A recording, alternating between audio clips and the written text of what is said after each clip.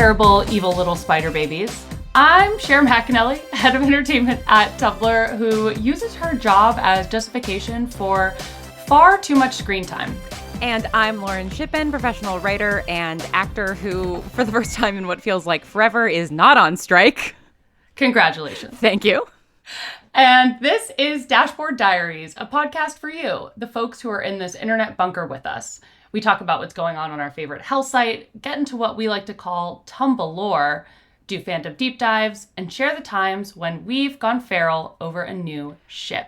And okay, before we hop into things, Cher, I need you to explain that intro because you know how I feel about spiders. I do, Lauren, and I apologize for that trigger warning. I'm so sorry. So we did an answer time with Emerald Fennell, the writer and director of Saltburn, a film I am very excited to talk about during this episode. Oh gosh, yeah. And during the answer time, she was talking about her process of creating her characters and relating to them, etc. Mm-hmm. And she described the characters that she created as terrible, evil little spider babies who had all just hatched. Oh god. Which I once again, I apologize again. And I just, after we posted the answer time on Tumblr, so many of the responses from users are like, every user or, every writer on Tumblr referring to their OCs or something along those lines. Accurate, yeah. So yeah, terrible. And I also feel like Tumblr is the terrible, evil little spider baby website. Oh man, I should have seen that coming. Yeah, no, I think as much as I dislike spiders, I feel like I've said this before. I appreciate what they do. I don't wish them harm. I just don't want them anywhere near me at any time. I respect that. I was gonna say I feel that way about those house centipedes. Oh yeah, because I know they're so good. They kill bed bugs, they kill cockroaches, they kill mosquitoes. They're carnivores for all the things you don't want. And they pose no harm to humans whatsoever, no disease or anything like that. Apparently they can, if they actually bite you, it hurts a bit, but they probably won't. And they live for up to 7 years. And they have best friends, which I think is so interesting. And Lauren, as I'm saying this, I'm having a slight memory of me describing this to you in an earlier podcast. And I really hope I haven't given you the water bug rundown, or not the water bug, the house centipede rundown multiple times. We've talked about water bugs. I don't know that we've talked about house centipedes. But you know what? No. You know what we were talking about? We were talking about lantern flies last time. I just come with a bug of the week. I know. How do you know so much about house centipedes? I have no idea. I honestly think the information is what helps me be less scared of them. I get that. Because they are freaky looking, and now that I have this information, when I see one, I'm like, thank you for your service. Continue on your way, little fuzzy, many-legged creature. Yeah. When previously I did not respond that way. So I think it's that makes a lot of sense. Desensitize myself. Yeah. No, I appreciate that. I respect that. Thank you very much. Yeah. Meanwhile, cockroaches, I will react with violence. Oh, but I will choose violence 100% of the time. They're supposed to die. Yeah. 100%. Yeah, couldn't agree more. Anyway, on to, speaking of, not really. Speaking of something that cannot be killed, Tumblr.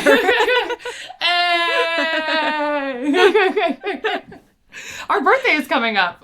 What'll be in February, on February 7th, I believe, was the day that Tumblr launched. We launched in February 2007.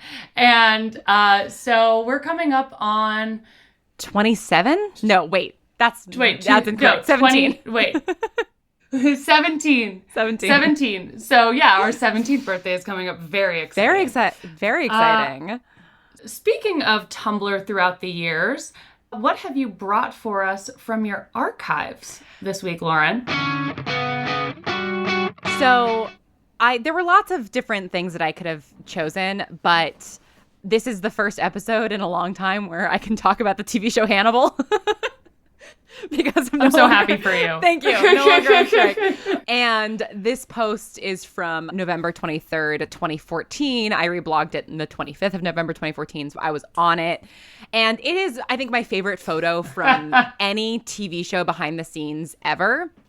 It is a photo. To describe it for users, though, of course, we'll reblog it.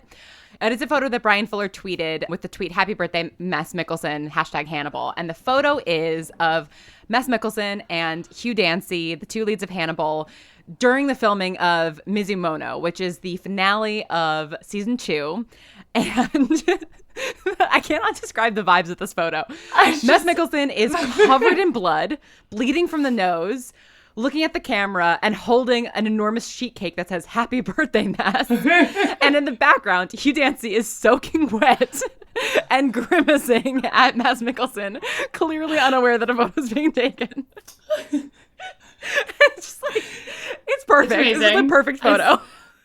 I thought, you know, when you say like a picture is worth 1,000 words, like this is what people mean. Exactly. You know? Exactly. What would you give Lauren to have been there somehow for that moment? Literally anything in my life. Because that episode in particular, the season 2 finale of Hannibal. Hannibal ran for 3 seasons and the series finale was phenomenal. But the end of season 2 is the best episode of television that I think I've ever seen. Like, it is the greatest episode ever. And the fact that they were filming it during Mads Mikkelsen's birthday and they still got him a cake even while he was like covered in blood doing the most emotional scene of the whole show up to that point, just like fills me with joy. I love it. What about you, I'm Cher? glad the cake is also red. Oh, yes. Yeah, the cake. The I hope it was red velvet. Is red.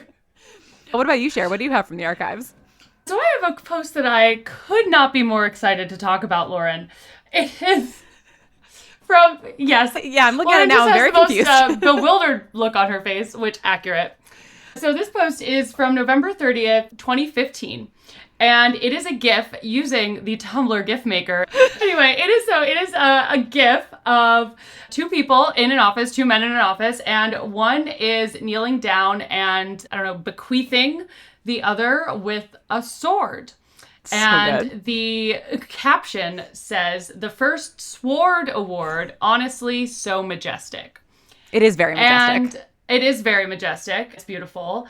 And the context here is that the fantastic Sam Ward, who you see here kneeling down and presenting the sword, well, both of this was taken like at the Tumblr offices in 2015. And the fantastic Sam Ward, one of our engineers and kind of office, you know, Tumblr office mascot and, you know, cheerleader. Yeah. As you can probably tell from the photo, we called him Sword. And he created this award called the Sword Award, where he purchased, with my help, I might add, I don't know if that'll help or hinder me having admitted that in a public space, a 4.5-foot battle-ready sword. I mean, that's a cool thing to shop for. We watched a lot of tutorial videos of people like cutting, you know, slicing like those like Jell-O molds and stuff. And first off, now I will really want to do that. Oh my God, amazing. But we were like, okay, because if we're going to knight people with a sword, it has to be like, we're not going to mess around and give someone some, you know, we're not going to, you know, shame someone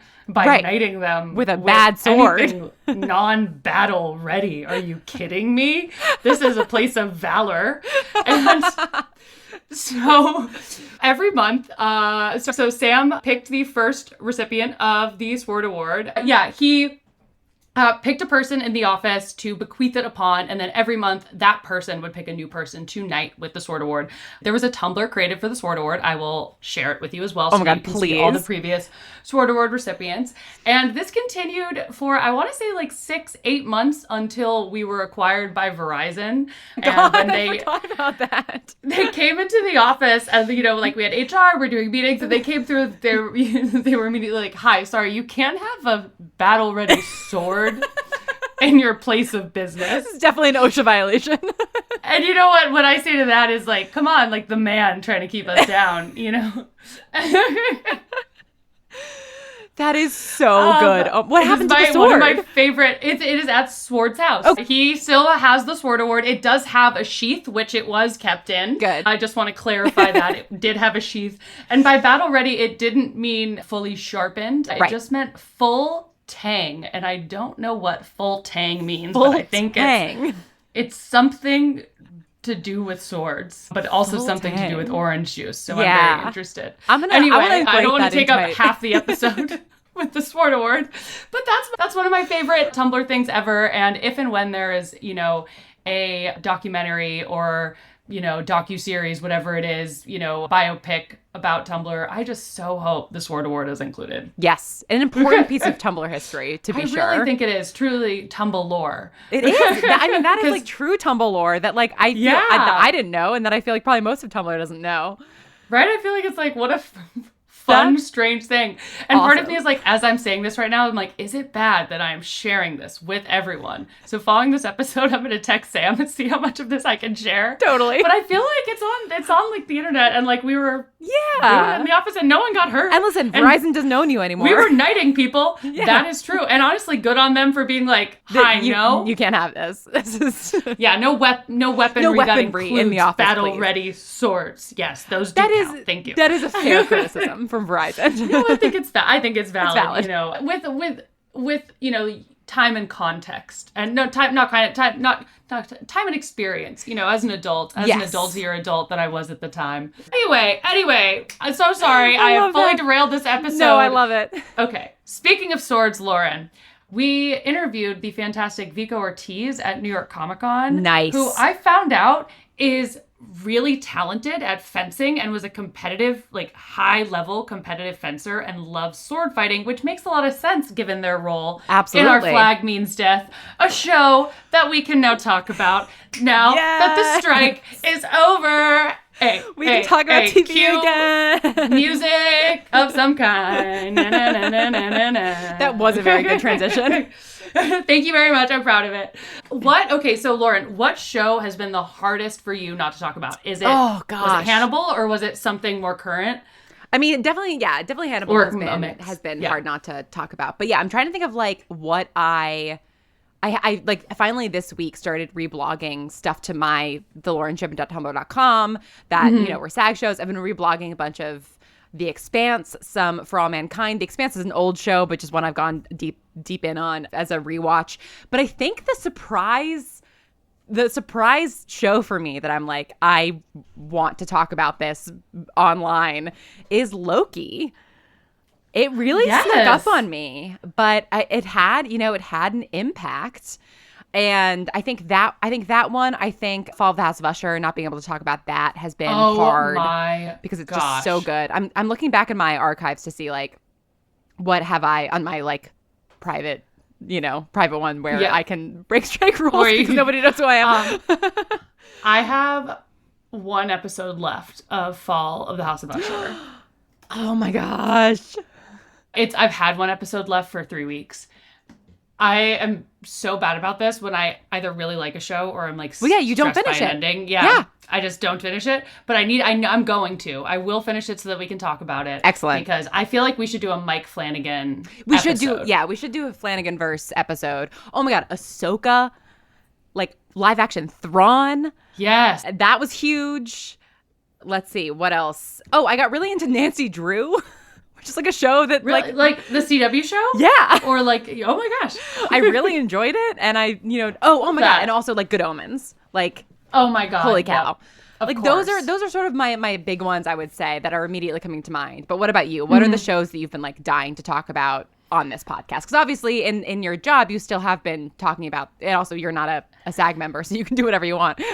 Yeah. I've been keeping it a little light. First off, have so many interviews that we did that we banked that, now went live or, that we had to hold or that, now I'm actually promoting. Because we had interviews that went live that were approved to go live and we just put a note, recorded on XYZ date. Yeah. But I didn't promote any of those on my personal socials. Yeah. So I have a lot to post and it seems just a lot of effort and I'm going to do it. But I've been putting it off.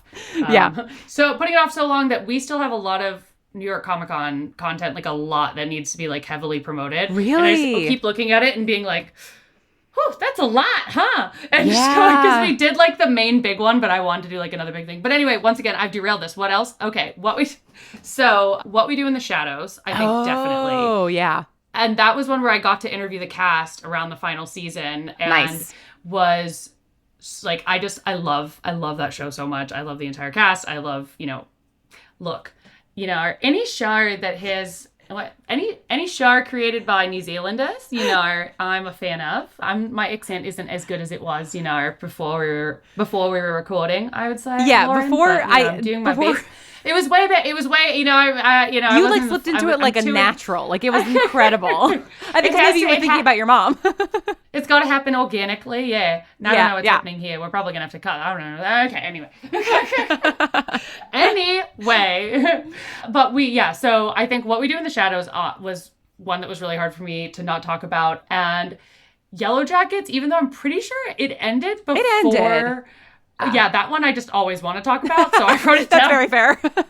Just always on my mind. Season 3 will happen eventually, and it was obviously paused. Yep. And then actually a lot of the shows that I'm realizing that I watch and haven't really talked about are shows that aren't super big on Tumblr, and that also probably were SAG safe, but I watch like all of those reality shows. Like, oh, yeah, those would be Golden Bachelor. Safe. Yeah. Love is Blind, Love Island, Bachelor in Paradise.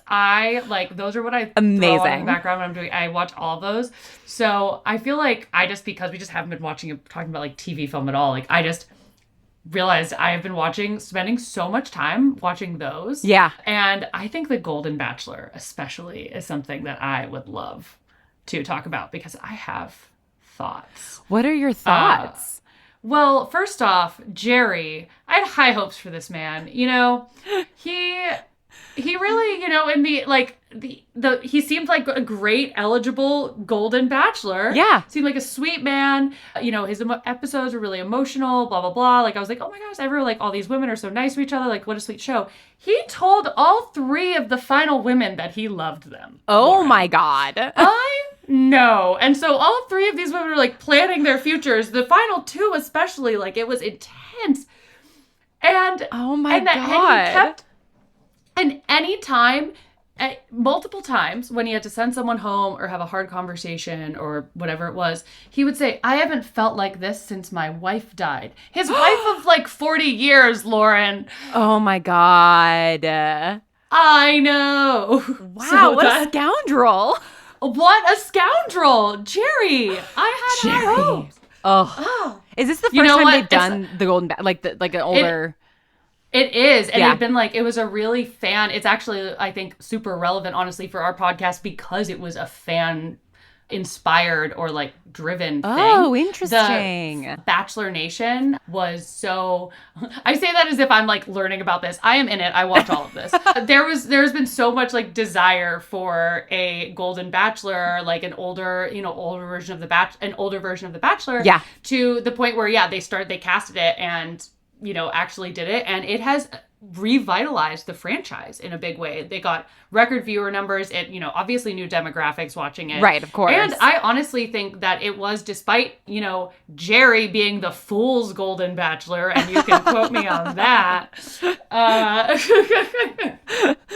But despite that, it was really first, the women, it was so sweet to see these women, become, create these really, close friendships in the house. And I don't know, I feel like the show spent a lot more time on the women as individuals and their relationships with each other. I don't know, I thought it was a really sweet show.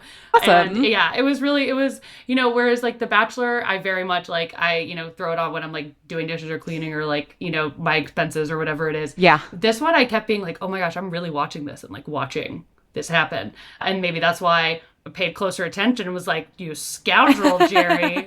String all these women along. The complete all of these nice women, Jerry. One of them missed their daughter's wedding to be gosh. There. Jerry. I love that. Do you see any Bachelor posting on Tumblr? Because obviously, Bachelor Nation is huge. And there are so many people who are mega fans of The Bachelor. But are they on Tumblr? I honestly don't really think so. There's not really a big community on Tumblr around, honestly, a lot of reality shows. You'll notice if you search The Bachelor on Tumblr right now, there are 90K followers for it. Okay. And it's anime. It's an anime title as it appears. Gotcha. So not... Love Tumblr so much. Yes. Yeah. So maybe let me try Bachelor Nation. Let's see. See what that brings up. Let's see what... Okay, so now we have some. There are so few followers of Bachelor Nation that it doesn't show a follower number on the tag followers. Which is, as a Bachelor Nation member, I feel like the Bachelor Nation would really benefit from joining Tumblr and having imagine the fanfic.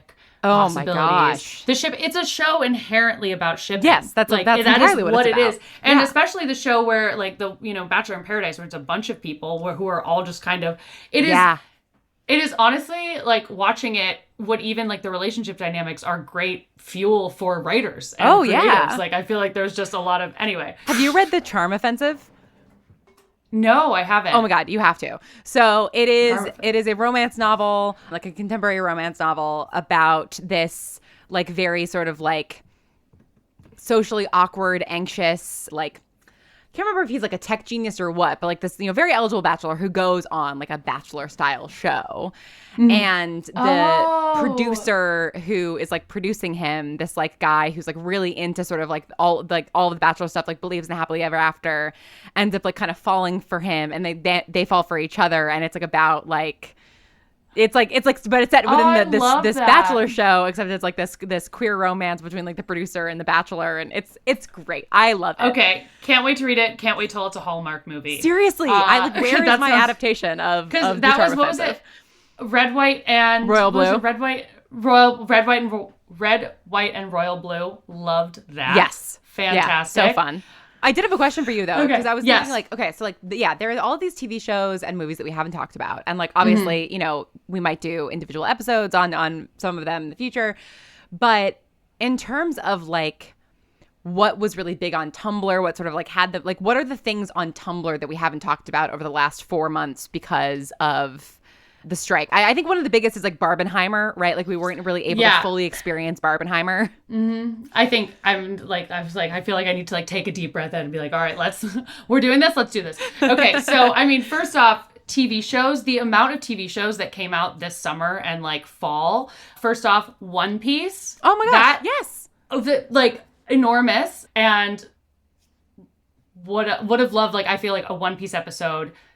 Because I've never seen the anime or the live action. Neither have I. Yeah. Well, I've seen the first couple episodes, the first few episodes of live action. Right. Loved it. Was so excited to do more around the film or around the series. But yeah, definitely maybe, we'll slot that in for season 2. Yes. That'll be great. Yep. Yeah. Also, What We Do in the Shadows, season 5 ended, and that was, what an ending. And with, everything going on with our little friend Guillermo and his vampire osity. Ferocity. I like that. Which is a word. Absolutely. And also, Our Flag Means Death. Do you watch Our Flag Means Death? Yeah, I do. I have not watched season 2. Okay. What did you think of it? I really enjoyed it. Yeah. I really enjoyed the first season. I really enjoyed the second season.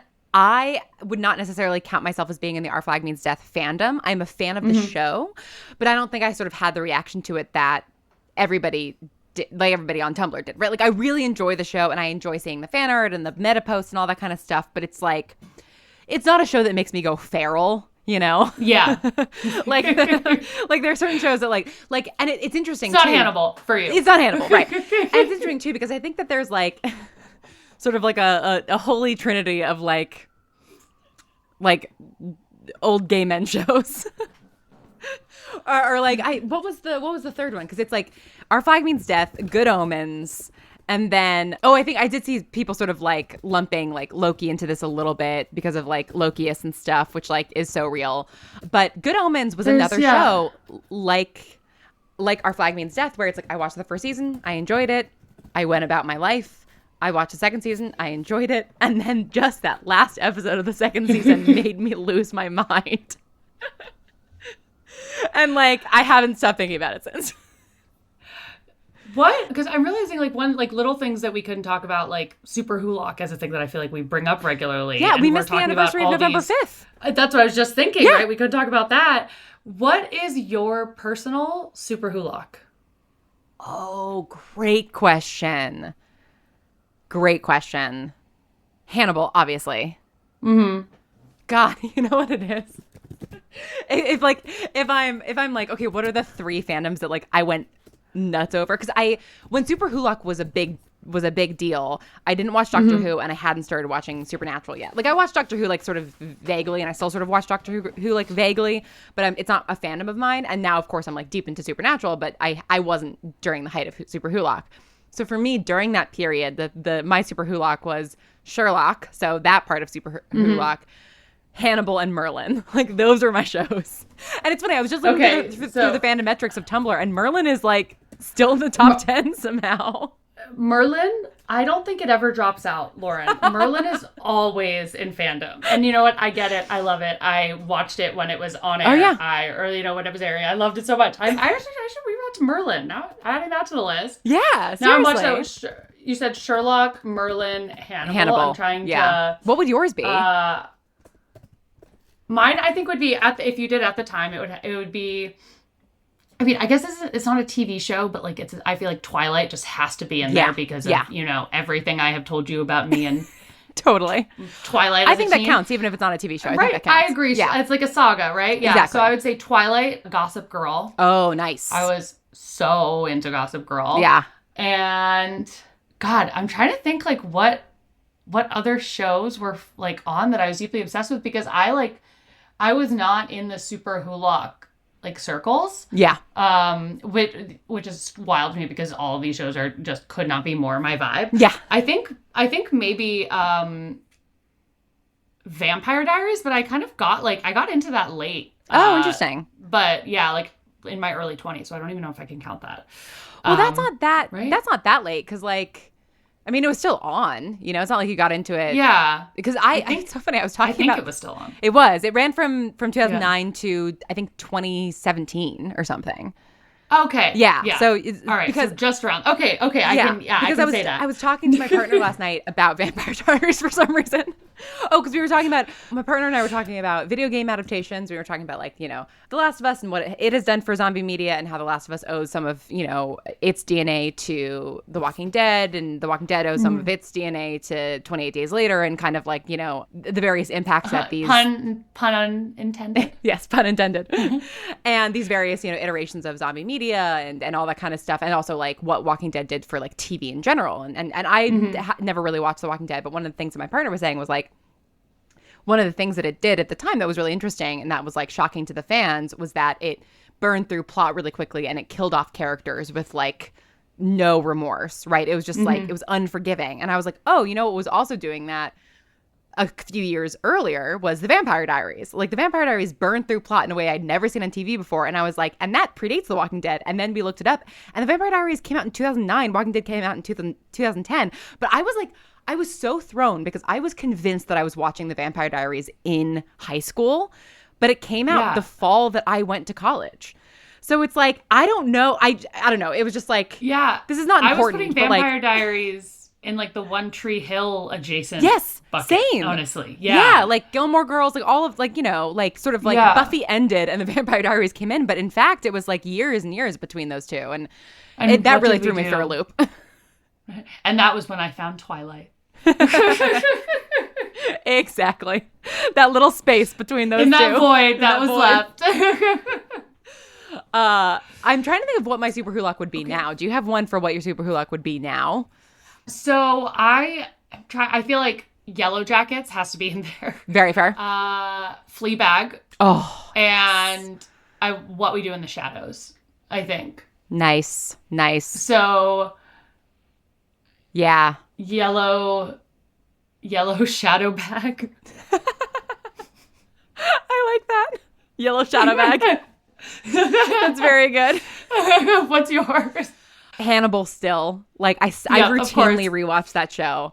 Look, stay loyal. Yeah. I think I could never have anticipated this back in the early Super Wholock days, but like, I think one of my central fandoms now is Star Wars, which I just like never saw coming in a million years. But yeah, Star Wars, definitely. And then what would be the third one? And Star Wars obviously like encompasses so much, right? And then I don't know. I think like it's hard to know because I sort of fixate so specifically on one thing at a time that it's like right now my mind is just like full of The Expanse because I played an Expanse video game and then got back into the show and it's just like my mind is just Expanse. But I think it's taking up. Yeah. I think it would probably be like maybe Marvel still. I don't know. You know, it's like there's still a bunch of Marvel content that really gets me, right? Like this fall I had like the Spider-Man games and Loki and like it still has me in some respects. Stucky will never let me go. No, I agree. I started watching the new season of Loki. I need to finish it. But I heard it's getting great reviews, and as I really enjoyed the first couple episodes I saw, I feel like there's still so much creativity in the Marvel universe, and as long as, license is given to new voices and creators to kind of have their opportunity to adapt and show the material from their lens, I feel like, I'll still be into it. Miss Marvel was so good. I can't wait for season 2 of that. Same. Miss Marvel. And also, I'm realizing that this isn't part of my personal super hulock, but I'm realizing we didn't talk. Heartstopper came out. Oh my god! The second season was so good. I've already watched it 3 times. Good. It was so good. It was so good. Oh my gosh! I love Heartstopper. Heartstopper makes me feel honestly. I love Feel Good. Yes. The Netflix series. It's one of my favorite I've shows seen the first ever. season. Yeah.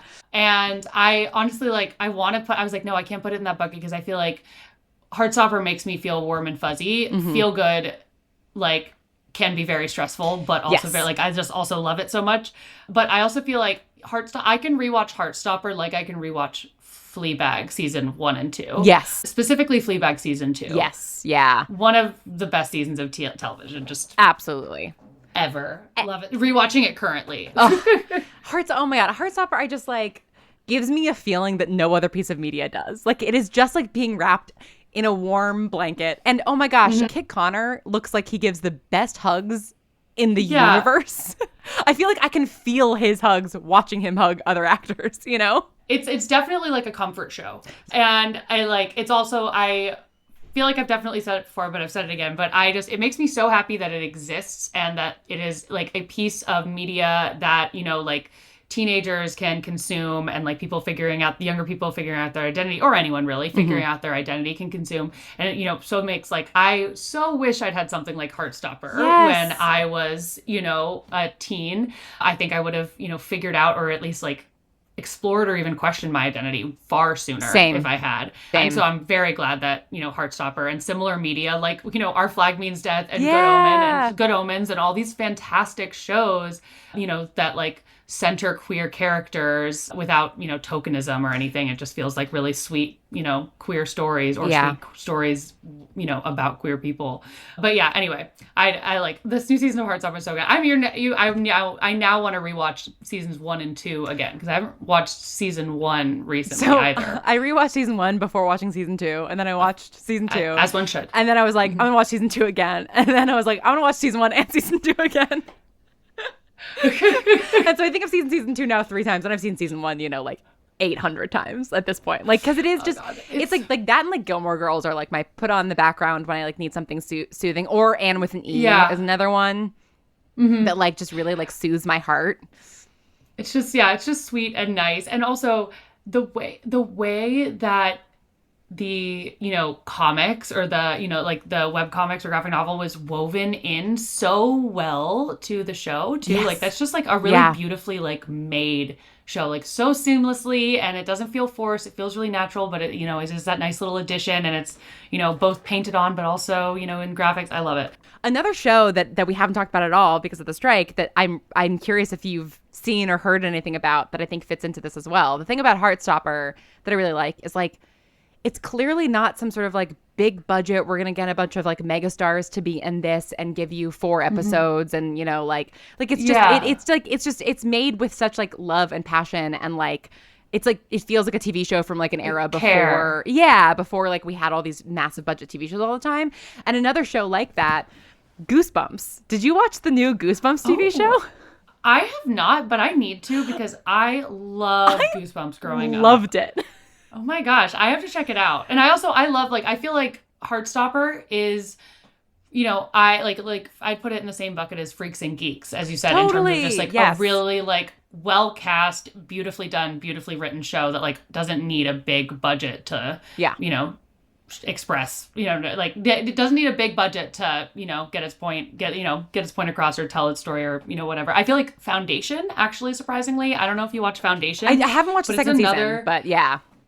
That was such a small budget show Foundation? And they made it look so huge budget. Yeah, they just had some really small moments that they could use like big budgets for. But it was quite, like, compared to other things, I think it's like $1 million an episode or some ridiculously small. I thought that was like $10 million an episode. That's crazy. Per episode.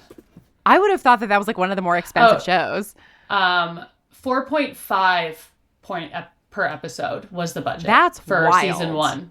Yeah. It looks, I mean, it looks like it's 10 to 15 million an episode. That's crazy. Compared to, Season 1 budget was $45 million compared to Rings of Power Season 1 budget, which was $700 million. Yeah. Jesus Christ. Like, and I feel like they looked like, comparably, I put very much being like, absolutely. They're compositionally very similar. Absolutely. And Foundation was so well done. I like Season 1.